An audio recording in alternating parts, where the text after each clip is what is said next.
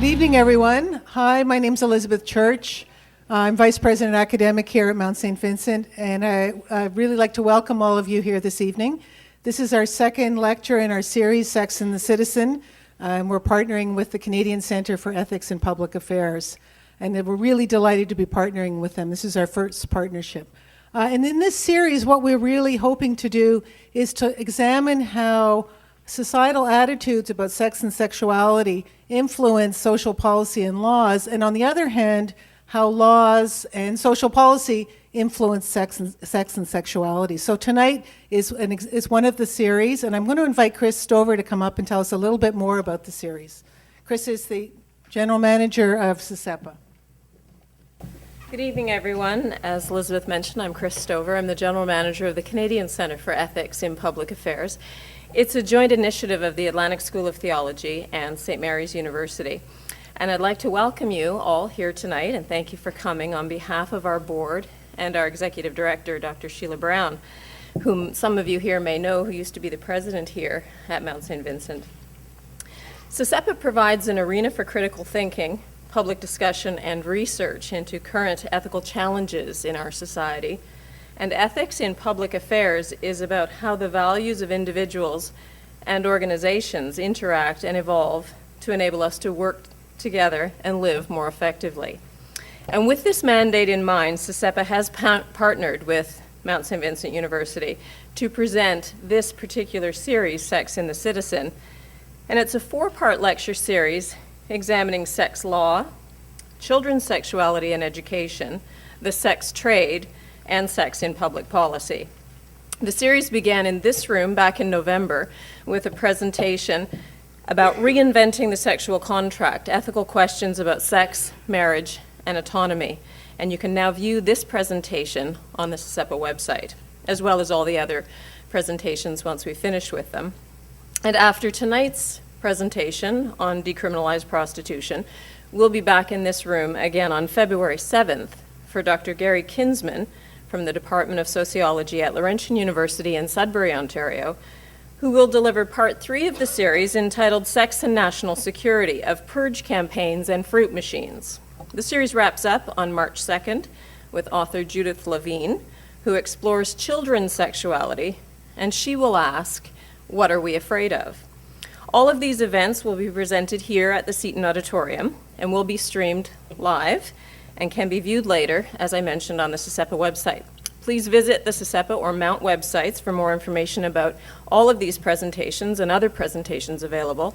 There's also an information table out front where you can see information about various things that these groups are doing, and there's a sign-up sheet if you're not already signed up.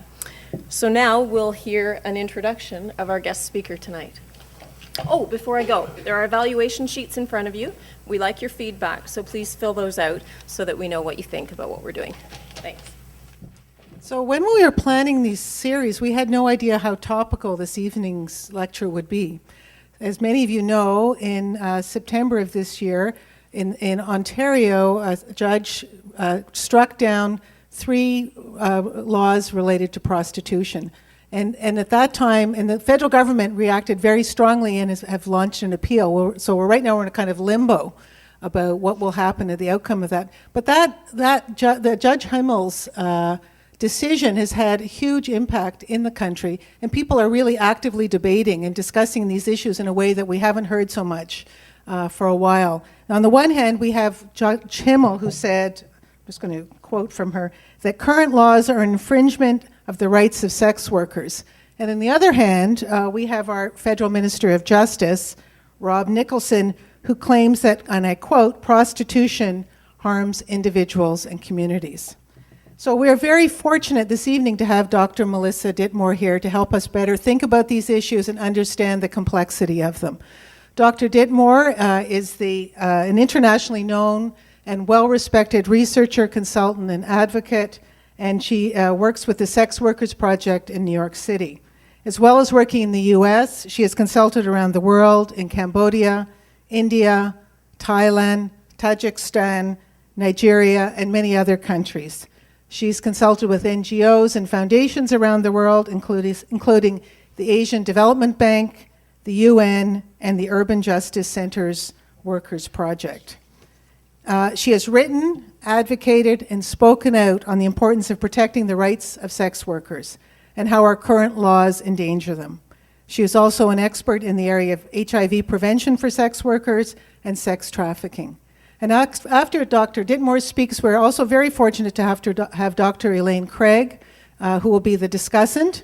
Dr. Craig is an assistant professor at the School of Law at Dalhousie University. She was a Trudeau Fellow from 2007 to 2010, and she was our discussant on our first paper, and we loved her so much. We convinced her to be discussant for all 4 papers in this series. She's published articles on sexual assault law, the criminal regulation of sex work, censorship, feminist legal theory, and queer legal theory. And after Dr.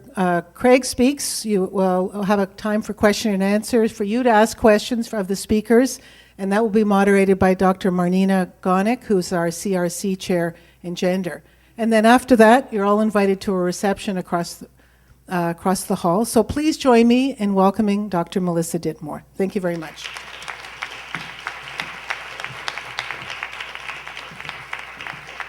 And I want to thank Mount St. Vincent University and CCEPA for inviting me, and for Chris Stover for all her logistical help. And for sheer serendipity, I have to thank Cherry Jean Bedford for her constitutional challenge in Canada, for giving me a great opportunity to speak about the law in a place where the law is actually being discussed and might change.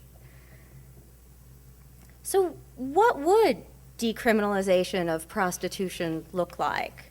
I had been speaking with people here for a couple months about, well, what should we talk about? There were a number of ideas, but we really, with the court challenge and the ruling in October, it was just clear then one of our ideas had been, what would decriminalization look like? And that's obviously the one we should go with today.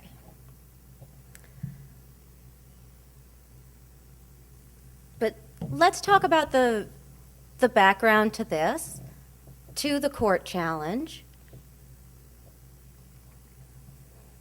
and what were these laws and what was the evidence presented, things like that.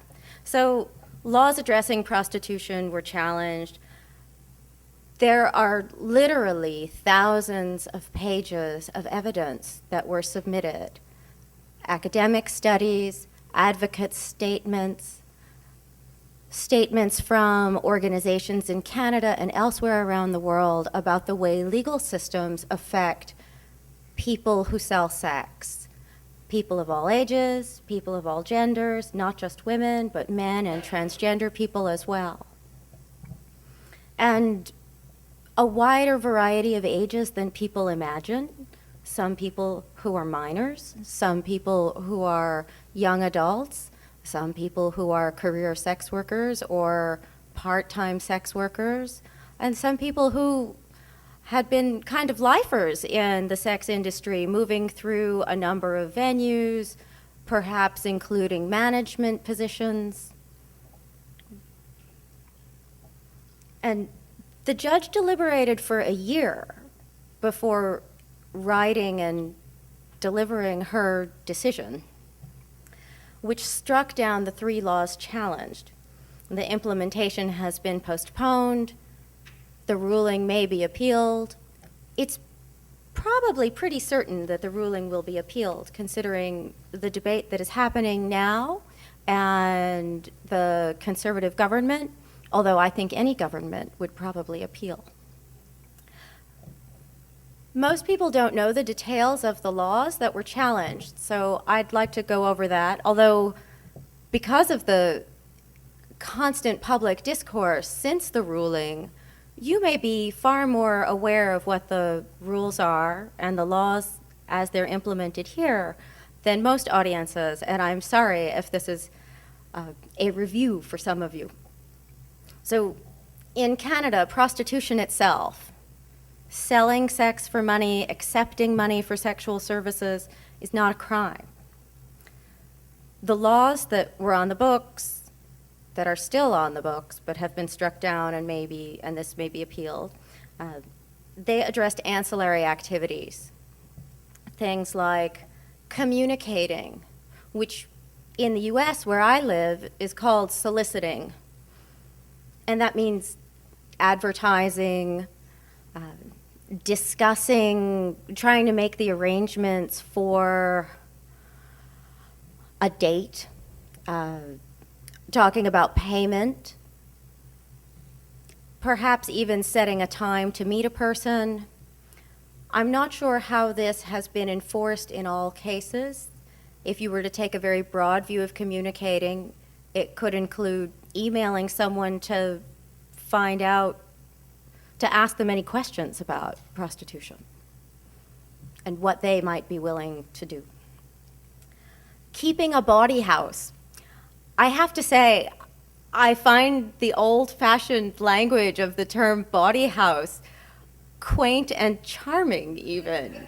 But it's in many statutes based on Commonwealth law, the UK legal system that has been inherited in many former colonies. This is one of the things that the US did not inherit. So it's all keeping a house of prostitution or brothel keeping in US law. There's no bawdy house, which is part of why I find it quaint. But that means, we'll go into what that means with the next slide, I think, and living off the avails, which could mean any third party. The person who is paying, the person who is selling, they're not living off the avails, but anybody else involved who might receive some of the money or benefit some of the money in a transaction would be living off the avails. We'll talk a little bit more about that too. So I got a little bit ahead of myself about communicating, any contact for the purpose of prostitution. So advertising and soliciting. But what this really means is that while prostitution itself is not a criminal act, all of the things that a person would do that is related to prostitution, but not the actual act of paying or accepting sex for money, is a crime. Which means that anyone selling sex, or perhaps buying sex, or just trying to find out what is possible, would be in a criminal situation. So what's keeping a bawdy house? Which, when I used the term, that was the first question I got when I said, okay, this is what I'm going to talk about. What's a bawdy house? So it's language that isn't used everywhere. There were a number of things that surprised me about bawdy house. I have been told that it's not legal to live where you work if you're a sex worker. I imagine that there are other businesses that this applies to, but the only thing I was asking about was sex work. And brothels, a bawdy house, a place where people can buy or sell sex, but really with more than one person working, are criminalized. So sex workers are forced, if they want to be in as legal a situation, as if they want to work as much within the parameters of the law as they can, they're forced to work alone, which leads to vulnerability to violence, to robbery. Most sex work is paid for with cash. And people realize that people who do things that are illegal are less likely to turn to the police when they are victimized. And when you combine a situation of people who could be expected to have a lot of money, or at least more cash than you might have in your wallet right now, and a level of hesitation or even difficulty reporting crimes to the police, This creates a situation where these people are logical targets. And we'll talk a little bit more about that in a moment.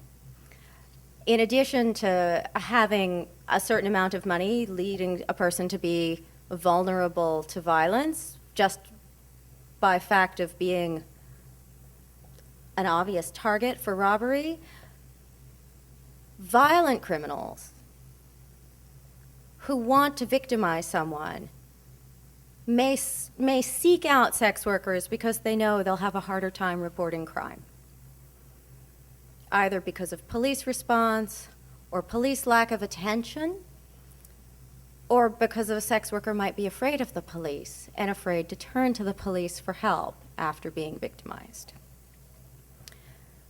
And that's the most dangerous situation and has been a factor in a number of extremely violent cases in the US, in Canada, and elsewhere.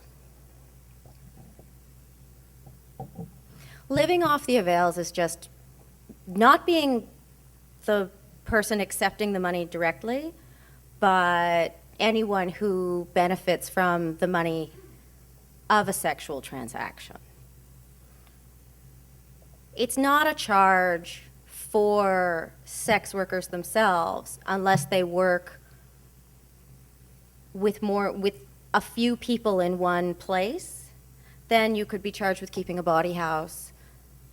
You could be charged with living off the avails if everyone is working together. And if one person is a clear manager, then that person is quite vulnerable to being charged with living off the avails.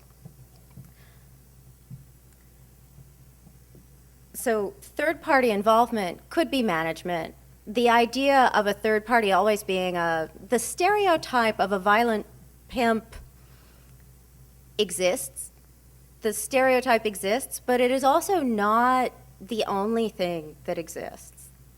There are people who don't want to run their own business, who don't want to handle advertising or finding clients. There are people who, for whatever personal reasons, either don't have the skills or the discipline for that, and who would rather work for someone else.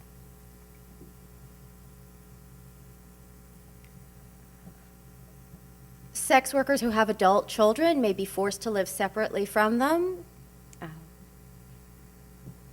Otherwise, their children might be charged with living off the avails.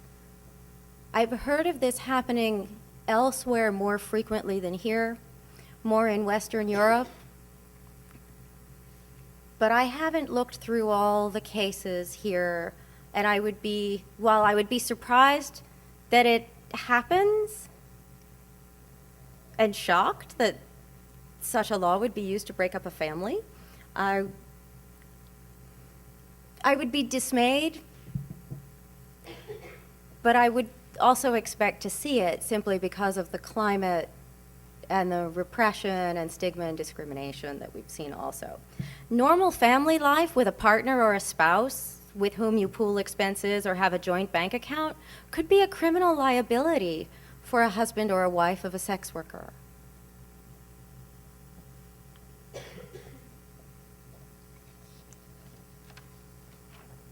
In fact, for living off the avails, it may be the romantic partners of sex workers, particularly people in situations that I might not want to be in, but that people are in any sort of violent situation with a romantic partner.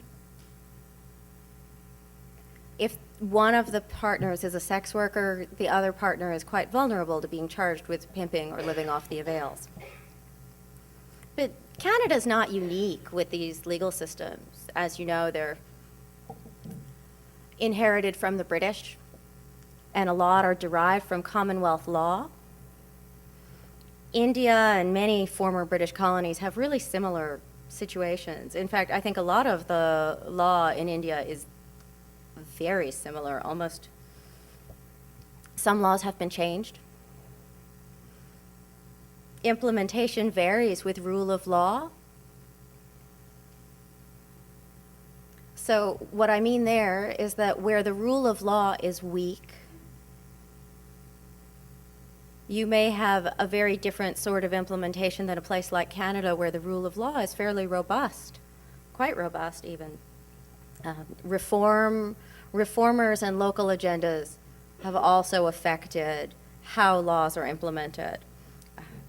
So local agendas, I was really surprised when I asked someone in Bangladesh, well, okay, I know that the laws are one way, and that prostitution itself is not illegal, and people had lived in this one neighborhood for 400 years in this particular red light area. So it's a historic red light area. And then there was this police repression, there was a crackdown. One of the women was arrested by the police and murdered somewhere between sometime after her arrest.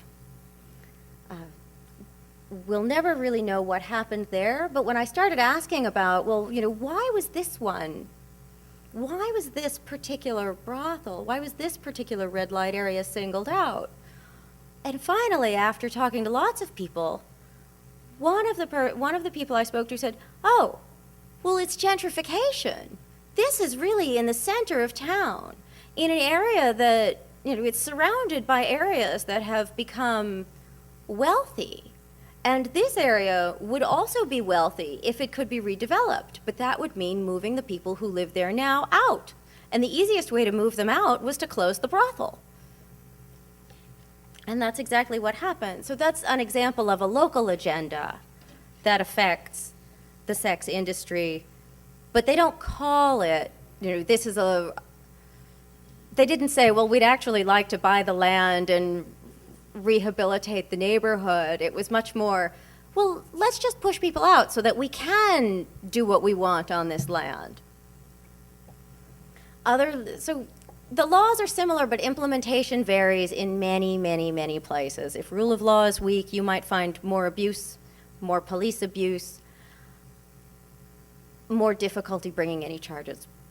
If rule of law is strong, you might find that there's still negligence of crimes committed against sex workers. But what do other legal systems look like? Sweden is an example that comes up a lot when people talk about law reform.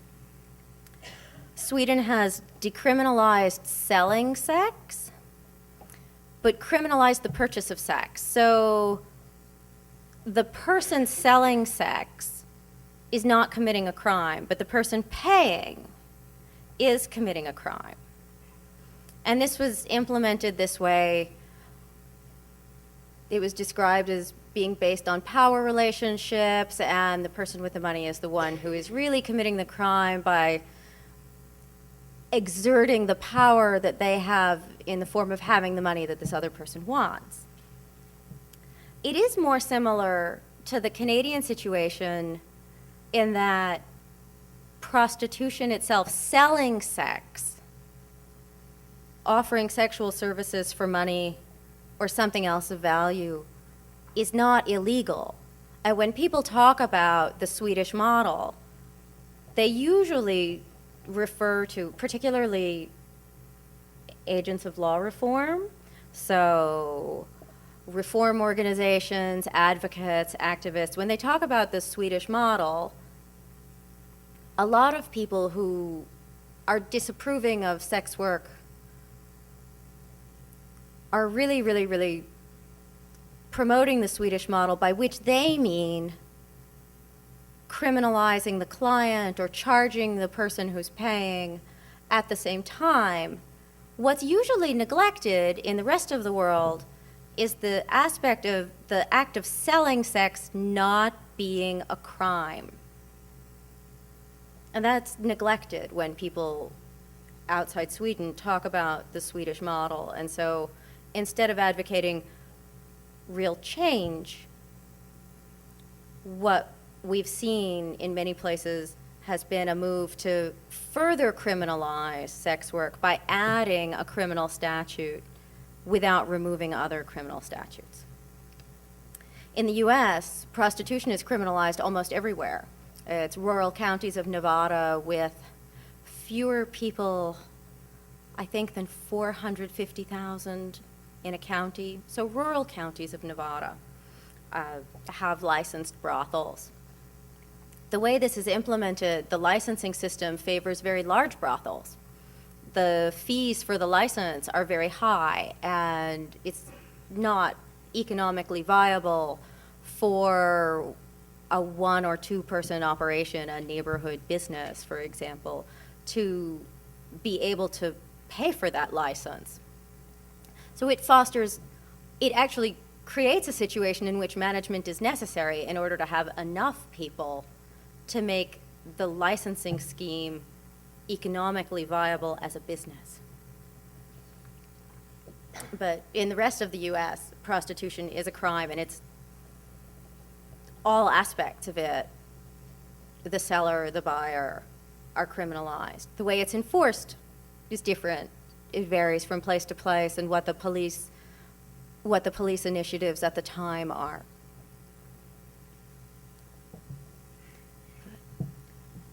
New Zealand and parts of Australia have regulated prostitution like a business with occupational safety standards that are kind of fascinating. There are all sorts of things in the occupational safety standards about the kinds of beds that have to be used and the storage of condoms and lubrication. It's really bureaucratic in a way that you would not imagine at first without thinking about, well, what would this look like? What would occupational safety and health in the sex industry include? And in some cases, condoms are mandated. And this means that you have to talk about the storage of condoms and rubber gloves and what kinds of condoms, what size range should be available, and rubber gloves, and what size rubber gloves should be available, and what temperature conditions there should be so that the latex in the rubber gloves doesn't rot. What is the best temperature, and how long can you keep condoms or lubrication? There are also all kinds of regulation about taxation and reporting and bookkeeping, which is really standard, as anyone in any business, small or large, knows.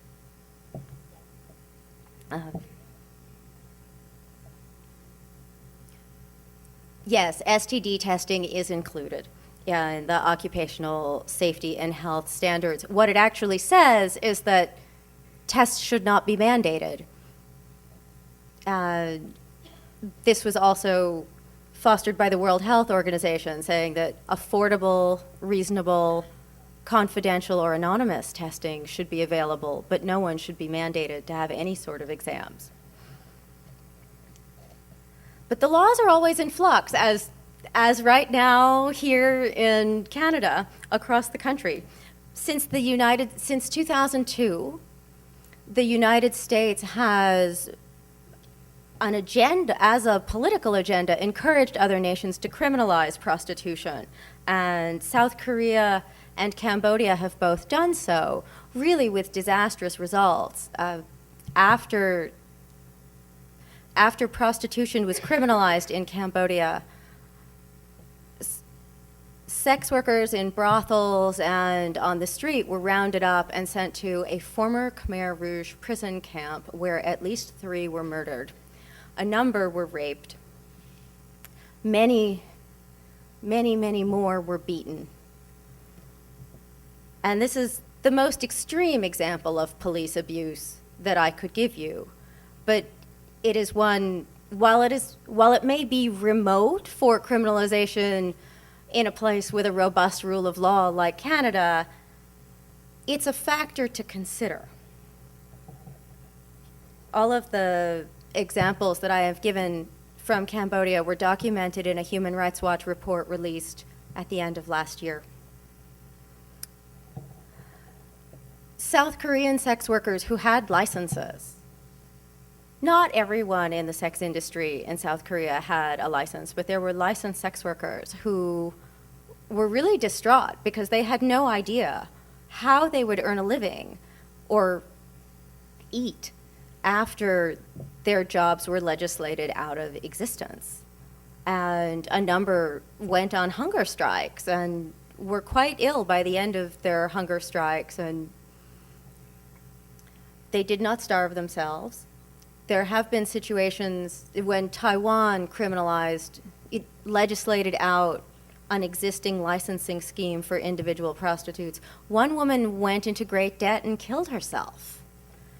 And while these are extreme examples, they are examples of people who had a job, a legitimate job that was recognized by the government, that was eliminated. And then they found, because of stigma, discrimination, schooling or lack thereof, or lack of applicability of the skills that they had developed, sales, client relationships, that made it very difficult, sometimes impossible, for them to find jobs. So eliminating an existing economic sector has grave consequences, even if you might have mixed feelings or outright disapproval of a particular kind of business. It's still important to think about what will happen to the people in it. There are various legal systems within Canada, and this is where I really have to thank Jen Clayman, who was employed with Stella in Montreal and is now a board member for the Global Network of Sex Work Projects from North America, and to people I have met through Stepping Stone about these other legal systems that I was not aware of until I began to prepare for this talk. Local municipalities do address sex work. There is municipal law in addition to federal law. The examples of licensing, so I mentioned the Nevada situation and the fact that brothels are simply out of reach for a small business person creating a large business situation. It's the same situation for strip clubs here. I'm not sure if that is the case in Halifax. I don't know if there are strip clubs here, but one of the examples given to me from other places was that you need a certain level of clientele to be able to pay for a license, and that creates a need for a larger business. And the example from other parts of Canada were strip clubs. And what I had called zoning here, you may have heard of as boundaries, which have been used to basically exclude people who have been arrested but not necessarily convicted from particular areas that may include where they live. So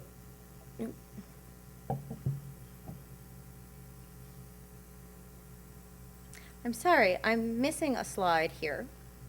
And I had a slide about Canada's boundaries, saying that people who are arrested may be prevented from going. Well, they may be required to adhere to particular conditions upon release from, I guess it's jail where you go when you're first arrested, as opposed to prison where you might be sentenced. And these conditions can include staying out of particular areas. This can be really onerous for people and really destabilizing for their families. For example, someone arrested for soliciting may be required to stay out of areas known for street prostitution. But if that person lives in this neighborhood, and their children live in this neighborhood, and their children go to school in this neighborhood, this is really destabilizing and means basically this is someone who can't pick up her kids from school and can't go home. It is a tacit eviction, not just from a house, but from a huge portion of the city.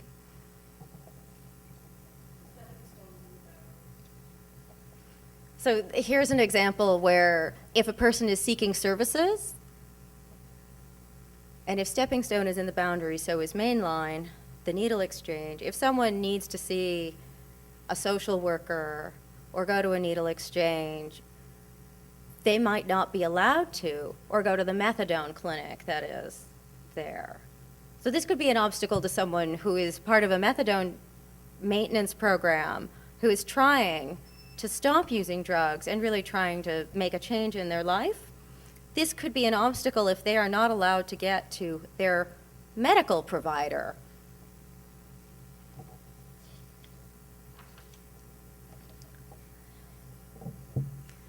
A lot of people have been really excited about the Bedford ruling because it would change the legal situation for many sex workers in Canada, particularly people on the streets.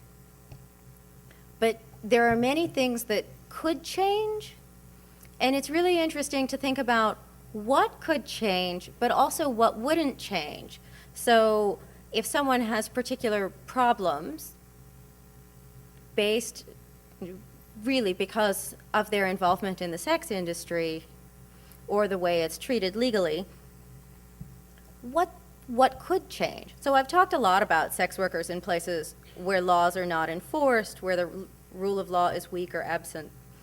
Where sex work is criminalized, it's really hard for people who might be fearful of being arrested or fearful of meeting a police officer who is particularly vengeful toward them to report crime. I've talked about violence. I wrote a report in New York with Juhu Takral of the Sex Workers Project about people. We interviewed 30 people who work the streets in New York City, and they all said that the police were their biggest problems because of police abuse and police violence. And then that when they had tried to report crimes to the police said, "You work in the street." This was an exact quote. "You work in the street, what do you expect?" And it was appalling to me that this was a woman who had been assaulted, who'd been violated, who'd really been traumatized, and that someone who another person might expect to go to for help was entirely out of reach. So in this case, the rule of law really is absent for sex workers. Stigma would not be reduced. It is very difficult for someone who has an arrest record for prostitution to rent an apartment. It is even difficult for people who work for service organizations that work with sex workers to rent apartments. That won't change with the Bedford ruling.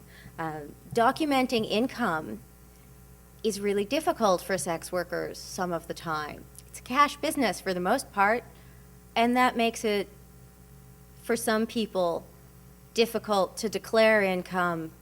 And if they don't declare it, it makes it impossible to invest income. Taxation issues. There have been situations where we had an IRS agent in New York who specifically sought out sex workers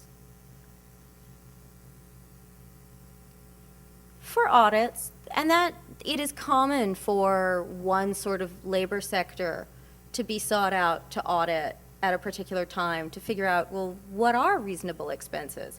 But this went on for a very long time and verged on harassment, and actually there were lots of incidents of sexual harassment in this case. That's not the sort of taxation issue that you could really prepare for, but if people could more easily report their income, they would be less likely to be harassed and less likely targets for harassment by particular agencies or officials. Stigma is a really huge issue in one small word, and I was very surprised to learn that I should preface this by telling you about the Stepping Stone ad campaign here. Stepping Stone is a service agency for sex workers in Halifax, and they're located in downtown Halifax. They have an ad campaign with 3 ads, and they're placed all around the city, and I saw 2 of them since I've been here, and I've been here for less than 24 hours, so they're highly visible. And one is a picture of an older woman. She looks grandmotherly. Her hair is white. She's smiling. She's friendly. And the text says, "I'm proud of my tramp," which always makes me laugh. "I'm proud of my tramp raising 2 children on her own, or raising 2 kids on her own." And it's using this insulting language that people use all the time anyway in a way that reflects people's real lives. And then at the bottom of the poster, you can see the Stepping Stone website, and in smaller print, sex workers are daughters too. I was really surprised to hear that this campaign has received hate mail.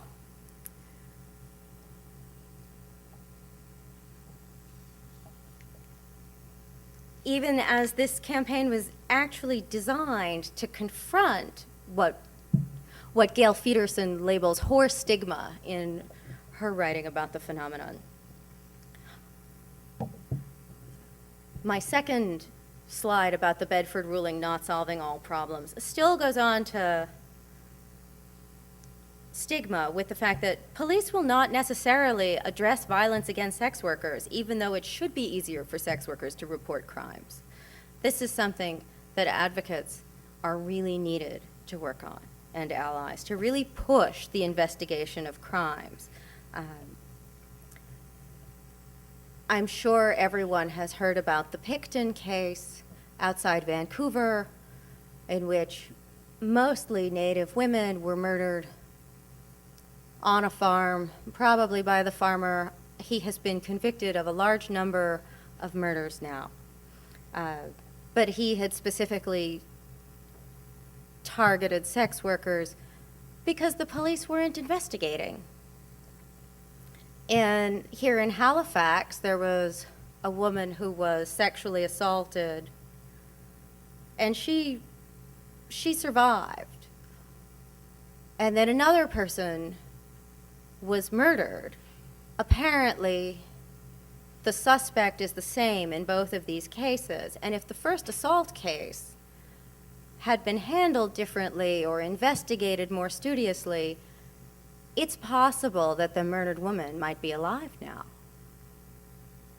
This alone is reason enough for everyone in this room to start to push the police to investigate violence against sex workers. How can we do that? There's a really great model that was developed in Liverpool where they have particular liaisons who are not part of the police department but who can accept reports. And they take the testimony on video so that a person does not have to tell their story over and over again, which has been noted to be quite traumatizing. And she doesn't have to report directly to a police officer. She can report to the sympathetic person who has been trained to do this so that this is treated as an affidavit or a witness statement. It is evidence, it is a report that the police have to investigate. And then they have a schedule of reports during the investigation. 12 hours after the report, the investigating officer has to say, this is what we've done so far and this is what we found. And again at 24 hours. And then I'm not sure if it's 36 or 48 hours or both, and then again at 72 hours afterwards. And they have resolved a shocking number of cases with this approach. Not only with mandated investigation, but serious investigation. So much so that a sex worker in Liverpool who is raped has a much better chance of her case going to trial and resulting in the conviction of a rapist than any other woman in the UK, no matter what her occupation. And this is a phenomenal change. That it's an approach that should be advocated perhaps for every violent crime and not just crimes against sex workers because of its effectiveness. Other issues that come up when we start talking about, well, how do you address this when stigma and discrimination create all these problems for people in the sex industry or people associated with the sex industry for even doing needle exchange or outreach to people and distributing condoms? How to be good advocates for sex workers or as allies to sex workers. My favorite line that was said to me by one of my neighbors was, sex workers are part of the community, we're not adjacent to the community. Which means, well, ask the people who are affected what kind of help would truly be helpful for them and therefore for the community, particularly with responding to violence. It's also really difficult to think about, well, how in a climate, in an economic climate like this one, how do you ensure that services all over are being cut? How do you ensure services for the most needy, most vulnerable people in society? Particularly when we're not talking about fluffy bunnies, it's very hard to ensure health services for people who engage in behavior that many, many, many people disapprove of.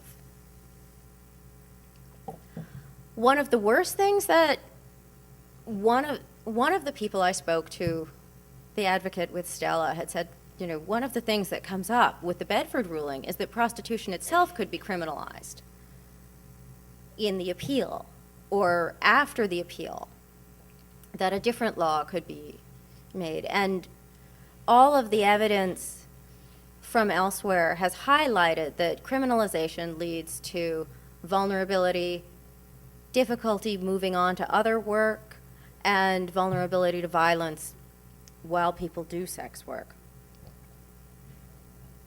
Whatever you feel about the sex industry or sex work, no one advocates violence.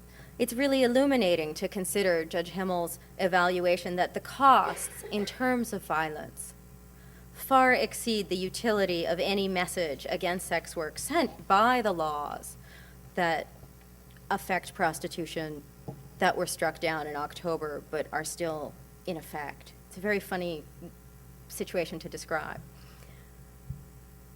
One of the things that, while I was talking with other people about this, she said, it's really important to think about how this will affect sex workers in all parts of the industry, not just people on the street or people who advertise on the internet or people who earn a lot of money. It's really important to think, how will this affect the people who are the most marginalized, including among sex workers, the poor, Indigenous people, migrants, transgender people, who often have the hardest time dealing with the police and the most awful experiences in prison, and drug users. And these are all really difficult questions and difficult issues to talk about when you're really talking about legislation and local policy and provincial or municipal law. They're all serious questions, and what happens is that you have all these overlapping populations, some of whom would be very happy to push people out, and others who would say, well, a sex worker is a person in your neighborhood, and a transgender drug user could be a person in your neighborhood, and a migrant from the US, perhaps with or without a visa, or from further south with or without a visa, could be a person in your neighborhood or perhaps in your office. How will these communities all be affected by legal changes, in addition to people who might be the most vocal? I'll stop there. I'm eager to hear Professor Craig's comments now. Thank you.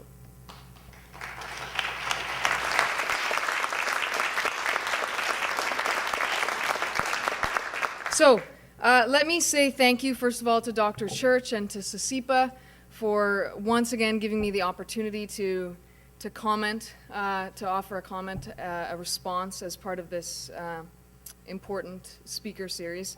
And I think what I'll do is just offer a few comments that build on some of the issues that Dr. Ditmore has addressed in her very informative presentation.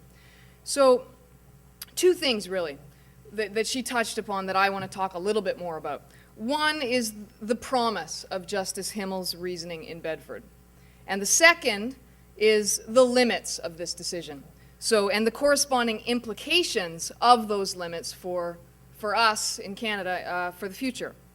And as it turns out, these two aspects, I think, actually relate to each other to some extent. So, as a constitutional lawyer, with a recognition that our current legal regime responding to the commodification of sex is seriously and dangerously dysfunctional, what do I find most promising about Justice Himmel's decision in Bedford? It isn't the outcome. So, as Dr. Ditmore suggested, while certainly the legal regime that we're looking at today is going to change to some extent as a consequence of this litigation, as she suggested, the decision has been appealed to the Ontario Court of Appeal and may very well end up at the Supreme Court of Canada. And so while I do think the legal regime is going to look different, in, say, 5 years, who knows what it's going to look like. I'm realistic when I say that the outcome of this decision may not stand. And even if the let's say it gets to the Supreme Court of Canada, even if the Supreme Court of Canada doesn't overturn Justice Himmel's decision in Bedford, it's difficult to predict how the federal government will respond. It's impossible to know, in other words, what the legal regime is going to look like at all three sort of levels of government, the federal government, provincial, and the municipal response. There are issues around what level of government can make what kind of laws when it comes to sex work. There are political issues, obviously. It may depend on who our government is by the time this reaches our high court. Assuming, though, that Bedford is upheld, the federal government may withdraw from the field and leave it to the provinces and through their delegation to the municipalities. Or they may respond by reintroducing criminal prohibitions that attempt to comply with the Charter. Or they may try to adopt a federal regulatory regime. We don't know.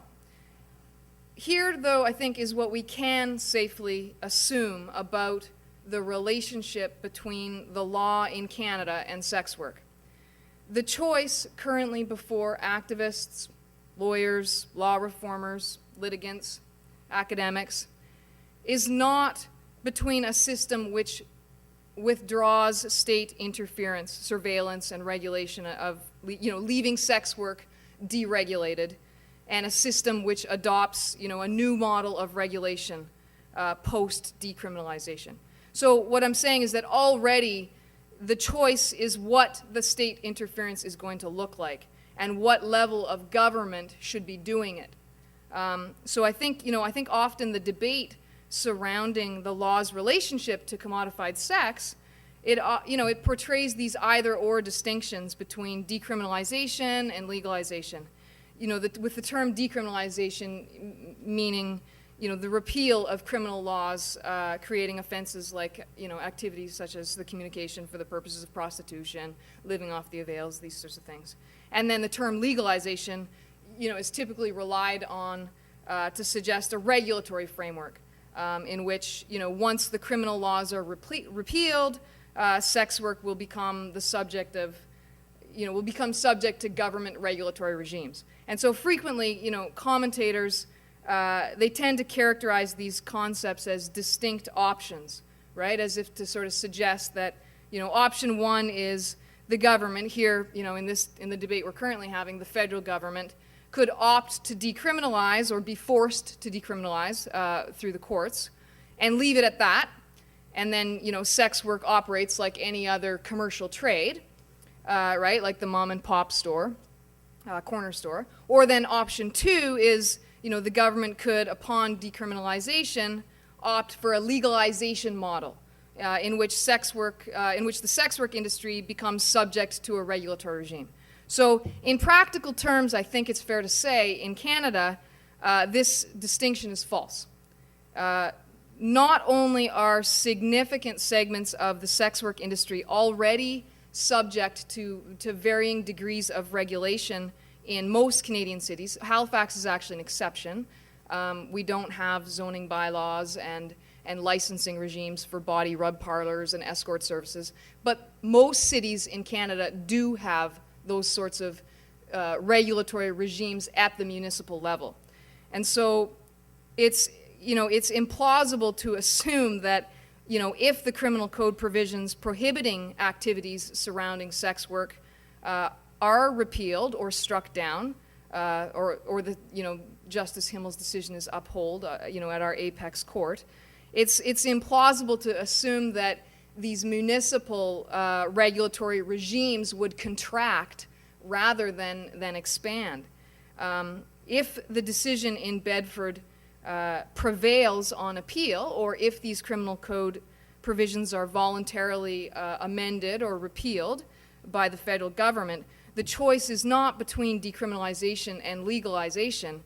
Like I said, already the choice is, with or without criminal code prohibitions, with or without Justice Himmel's decision, the choice is not decriminalization versus legalization, but rather degree and type of legalization. So in addition to some of the other, socioeconomic limits on the Bedford decision that Dr. Ditmore touched upon, a finding at any level of court that the criminal code provisions regarding sex work are unconstitutional relates to this point, which was my first point, right? Or actually it was my second point that I said I wanted to speak to, which was what are the limits of the Bedford decision? And so what this means, I think, is that activists and academics and politicians who are interested in preserving the rights of sex workers need to turn their minds now to developing arguments concerning how municipal regimes, how municipalities, how provincial governments, and how the federal government should respond.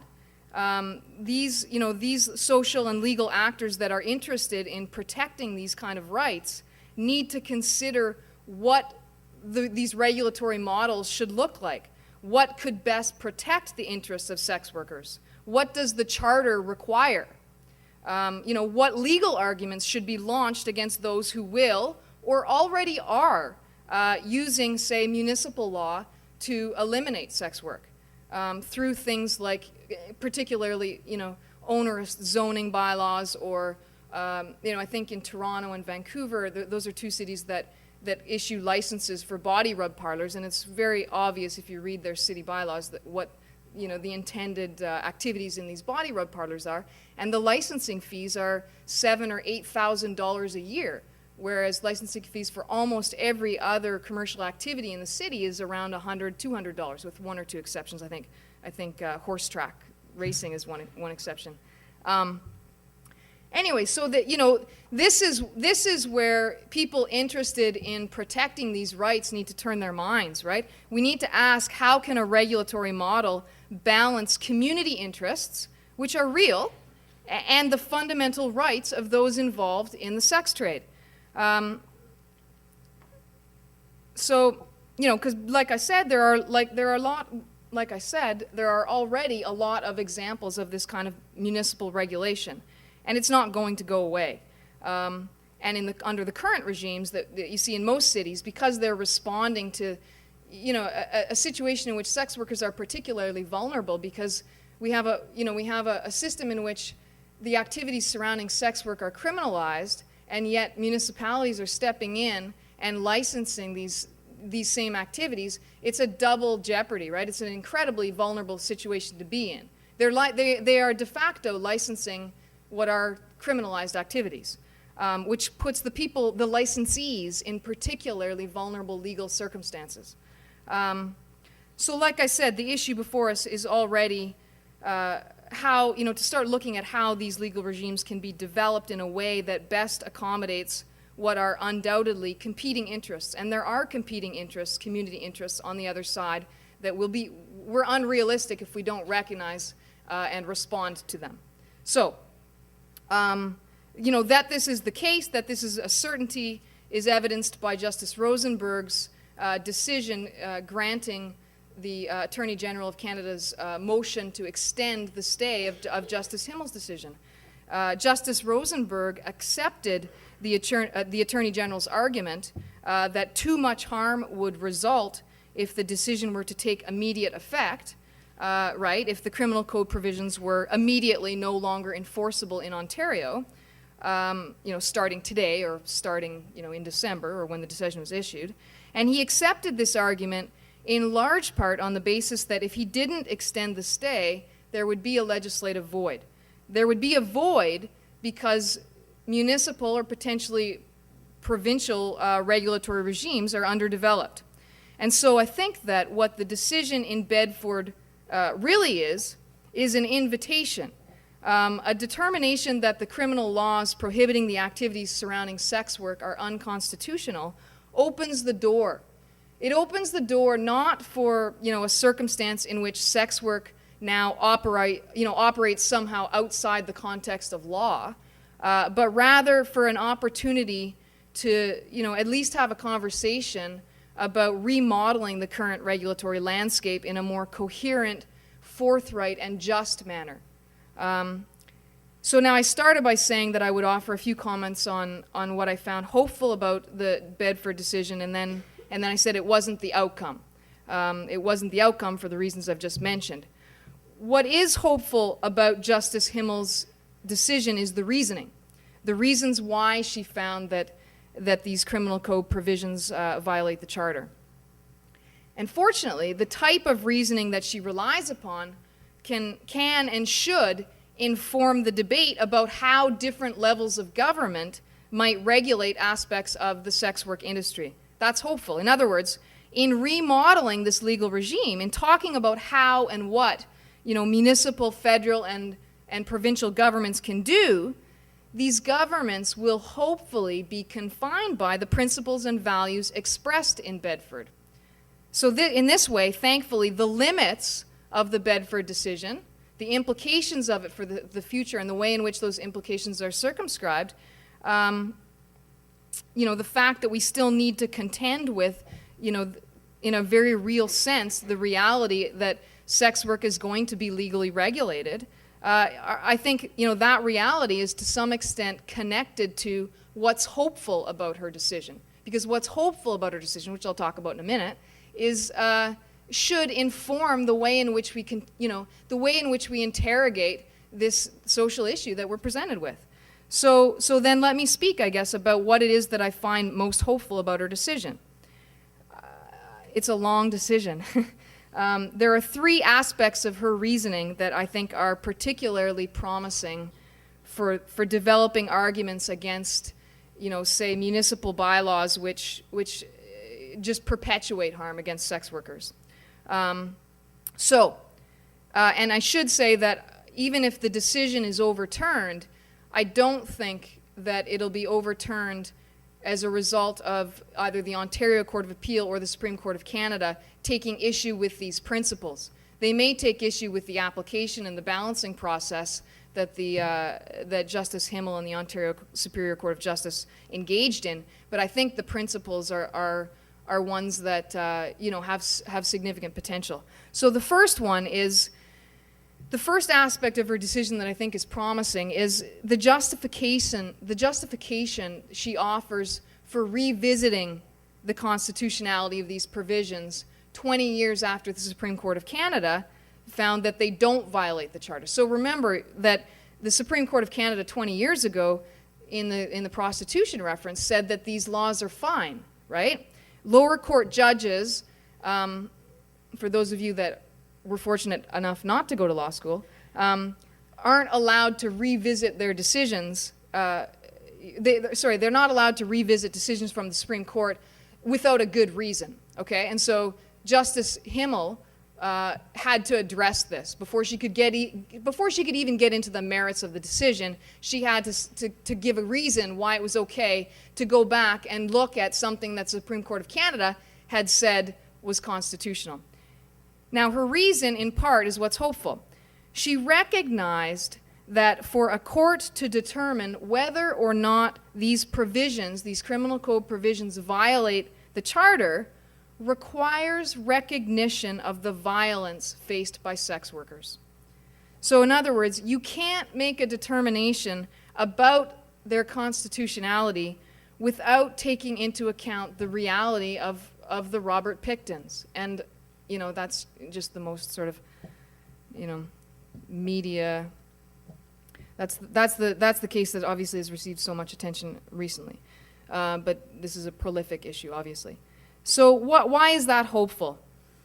It's hopeful if this principle, if this approach that she takes is taken up generally by courts and lawmakers, right? Because it means that in considering the constitutionality of a municipal bylaw, for example, or a new federal law, however the federal government responds, that in considering the constitutionality of their prospective legal response, they have to consider it in light of the reality of violence faced by sex workers. So that's the first thing that I think is hopeful about her decision. The second thing that I find hopeful about her decision is that her reasoning involves the second thing is her conclusion that security of the person interests of current and prospective sex workers are violated by these provisions. Okay, so remember that the Charter is supposed to protect us against certain types of laws that violate our security of the person, our physical and psychological integrity. So why is this hopeful? What's the principle emerging here that I think that has some potential? It's hopeful because it means that laws which indirectly make sex work more dangerous, more harmful, have to be consistent with the most important principles in our legal system. Otherwise, they violate the Charter. So even though it might not be that the law itself is causing harm, instead it might be that the law is, say, creating conditions in which, Johns or pimps, for example, can more easily do violence to sex workers, the government is still responsible for that indirect harm. So laws which make sex work more dangerous violate the Charter unless they're well-tailored, not vague, not overly broad, not irrational, okay? So there's sort of a baseline. And so that's the second thing that I find hopeful about her reasoning. And the third thing, the third aspect of her reasoning and the principle emerging from it that I find promising is that she concluded that the harmful effects of these provisions on sex workers are grossly disproportionate to the objectives for which these laws were enacted. And most of these laws, at least two of the three, the communication for the purposes of prostitution and the body house provisions, were in large measure enacted in order to limit public nuisance, okay? So what she did is recognize that in a just society, a government is not entitled to jeopardize the health and safety of sex workers simply for the sake of reducing public nuisance. In other words, the law has to do better. So this principle in particular, I think, might be valuable as we move forward, in a debate about what type of municipal regulation would be constitutionally acceptable. And so just to sort of summarize, I guess, the debate, I think, and what's hopeful about Justice Himmel's decision is that the debate moving forward and, the consideration for activists and academics and lawmakers is that laws will have to take into consideration three things. 1, the violence faced by sex workers. 2, the fact that governments can't make laws which create conditions in which creeps are better able to harm sex workers. And 3, in a cost-benefit balancing of interests analysis, and there are interests on the other side that have to be accommodated, in that cost-benefit balancing of interest analysis, public nuisance doesn't outweigh the brutalization and the rape and murder of sex workers. Okay, so it's my task tonight to moderate the discussion, and I'm sure there will be a lot of you who will want to address a question to our speaker. I would ask that you use the microphone in the stairway there, And also that you keep your question relatively focused and short. We have about 15 minutes for discussion, and it would be great to have as many people be able to ask their question as possible. I'd also just remind you that there's a reception afterwards, so that if you don't get a chance to answer your question, you can always come to the reception and continue the discussion there. So at this time, I'll ask Melissa Ditmore to come back to the podium here and just give you a minute to get your questions together and make your way to the microphone. The question I had actually has to do with the possibilities of what municipal regulation might look like in the future, because that seemed to be the theme that was identified. And at one point in your presentation, you said that one of the consequences of Bedford was that sex workers couldn't live in the same place, or the present arrangements that wasn't addressed by Bedford is that sex workers can't live and work in the same place. But in fact, of course, that's quite common as a legal regime, that you can't live and work in the same place. Places that are zoned industrial or commercial are not expected to be residences, and residences are not expected to be workplaces, although there is now an evolving list of exceptions that allow for home-based businesses. So I guess my real question to you is, what model, if any, are you suggesting to us? Do you see sex work as a home-based business? Do you see it as something that should be zoned commercially? And if so, what kinds of strictures do you think should be added on to that? That is, if commercial in particular areas or as part of anything that's generally commercial. You pointed out that in Nevada it's only on the outskirts of and in small communities and so on. I'm just wondering if there are particular models that you're prepared to recommend. I would not recommend any particular model, not because there aren't things that don't work better or worse elsewhere, but because I don't know enough about Halifax.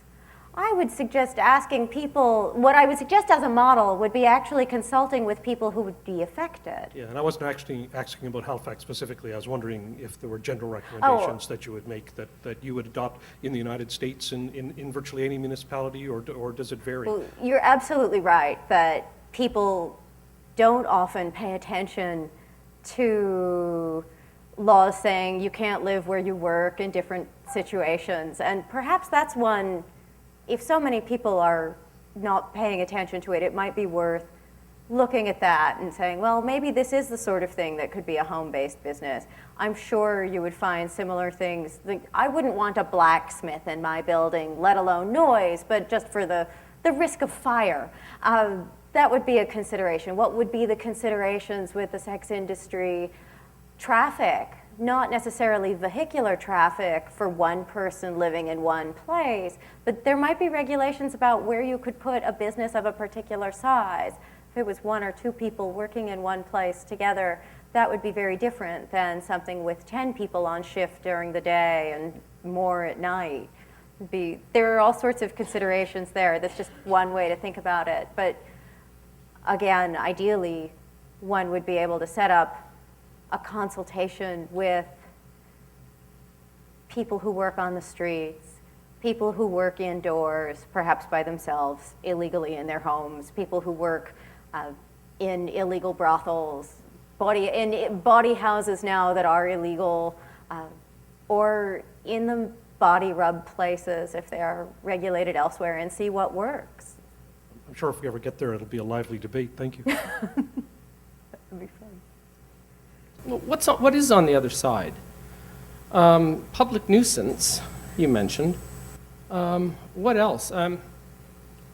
Off the top of my head, is there something like, I don't know, concern for family integrity?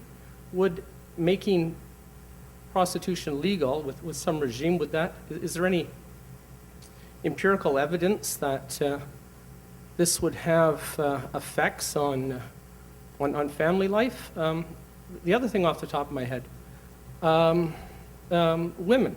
Is it possible that unless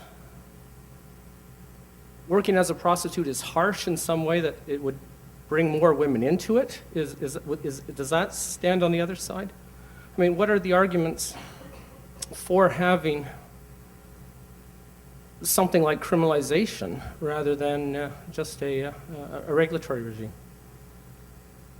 I'd like to look at it perhaps from a perspective instead of what kinds of deterrents could be put in aside from a harsh situation, what kinds of things would make it economically feasible for live nude girls working their way through college not to have to work their way through college, or for single moms to be able to have a living wage that would also enable them to spend time with their children.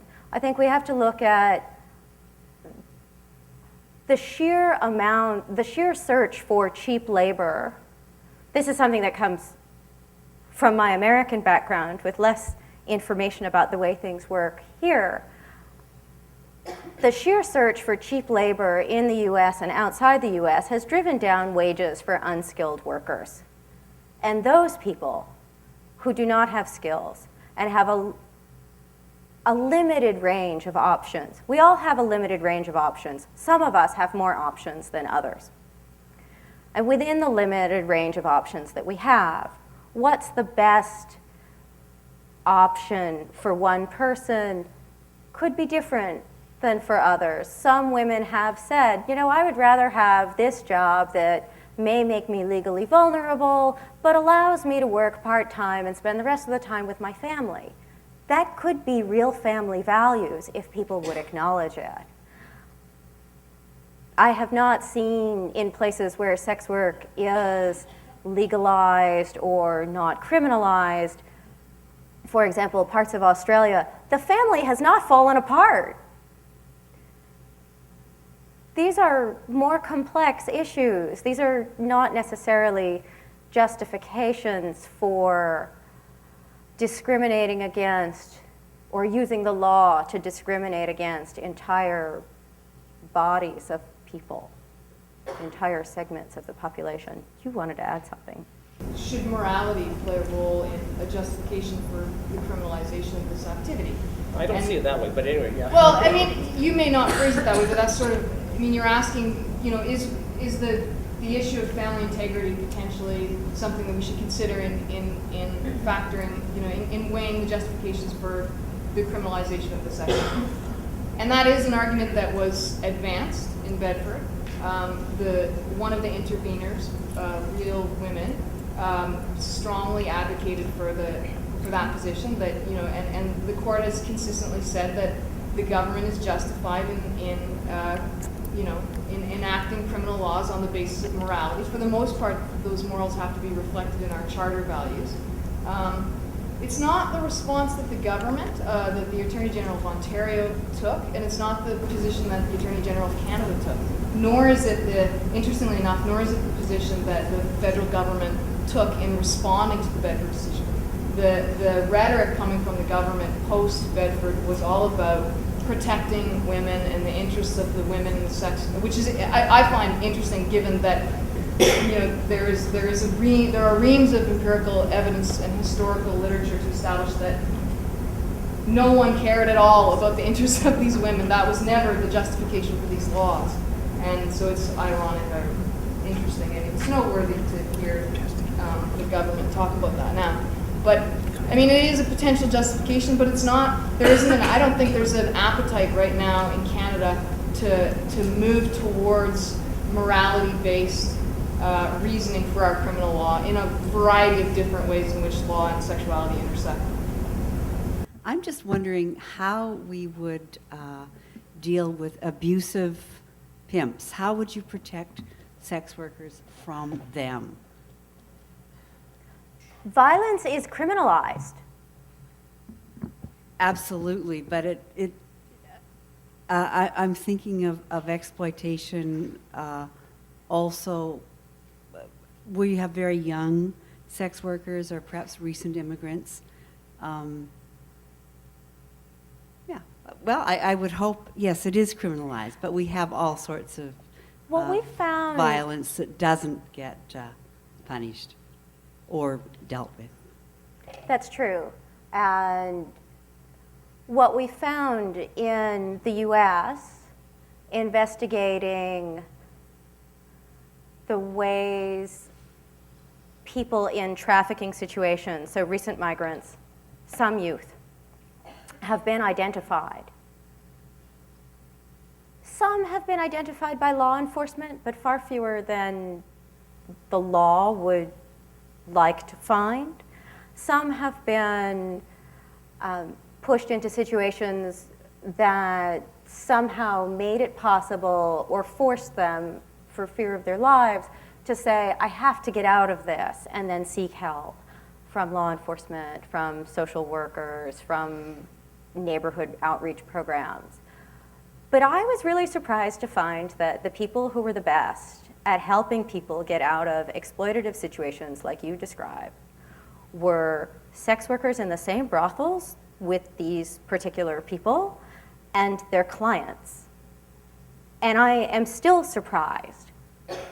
I knew of one example from India that was a really, really specific example to a particular social situation where you had long-standing brothels with large numbers of people in a large number of neighborhoods that had been established for a long time, by which I mean hundreds of years.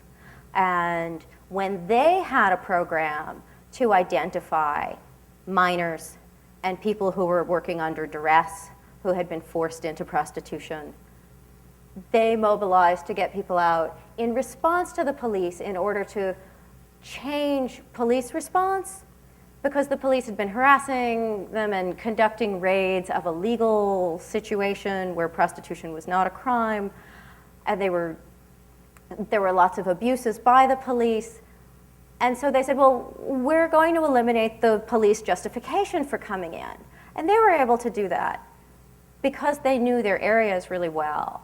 In this really site-specific situation in Calcutta, where the Durban Mahila Samanwaya Committee, the DMSC, also known as the Shonagachi Project, did really great work in which in one city, in about the same amount of time that the United States has had a national law that offered visas and assistance for people who had been trafficked, a bunch of women in Calcutta were able to get just as many people out of the red light districts in one city as had the entire US government effort in the entire United States. And that's impressive to me. And they did it at a grassroots level. I really did not anticipate to find a similar movement that sex workers who were not in trafficking or abusive situations and their clients and the clients of sex workers who had been forced or trafficked into situations of debt bondage or physical violence or other forms of abuse. But their clients were really willing to stand up and say, oh, well, use my phone, or here's my number and call me when you want help, or I'll put you in touch with a social worker. And to have colleagues in legal jeopardy, people who were putting themselves at risk because they were also committing crimes, helping people report crimes against them to the police and to get other help in a situation where any one of them could have really suffered themselves, made me have great faith that we should actually start emulating this in other situations as well, across the US, with real education programs about how to help, starting within the industries where there is a lot of abuse, including the sex industry, but also including agriculture, construction, domestic labor. These are the cases that keep coming up, the venues, the labor venues that keep coming up in trafficking cases in the US. Factories, sweatshops, canneries. Canadian constitutional freedom of association respects living with family, normal family life, partners who share expenses. That's what our Constitution respects. And I think, if I'm not mistaken, that a public nuisance is the lawmaker. A nuisance is the prostitute. Am I correct in that? Howard? Okay, so a public nuisance affects everyone. Okay. And it can be the lawmaker, could it not, if the law is not protecting, or if the law is creating the problem? Not yet. And my hope is, I'd like to know the Liverpool model, where you mentioned that they have the intervener as well as a timeline. How can we bring that about? That's what's of interest to me. The timeline aspect, I think, is really important in addressing these types of problems. I was so impressed with this project that I was able to visit because the Harm Reduction Association meeting last year was in Liverpool. And so I met the woman who sits there with the video camera to videotape people, and she had just come from court where someone had been sentenced. And it took them a long time, but they were able to push for this because of a spate of violence in their neighborhood in Liverpool, which, like Halifax, is a smaller city, and people know each other, and she was able to, the project, one of the public health projects, an NHS project, National Health System project, spent their energies liaising with the police after a spate of violence.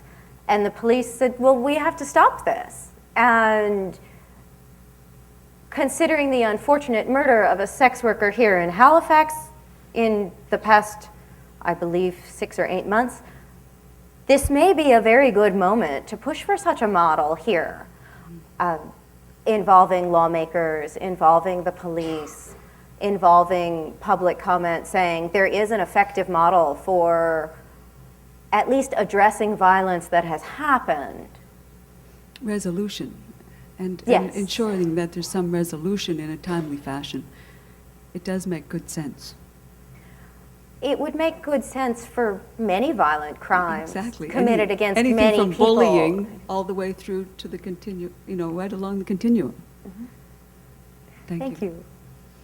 Okay, I'm not seeing any more people coming to the mic, so at this time, I'll thank Dr. Melissa Ditmore and Dr. Elaine Craig for giving us such wonderful presentations. I'll remind you that we'd love to see you back here next month, February 7th, for our next speaker, Dr. Gary Kinsman, and then on March 2nd for Judith Levine. And the reception is right across the hall. And I also want to thank the organizers, Mount St. Vincent University, CCEPA, and the organizing committee. Thanks very much.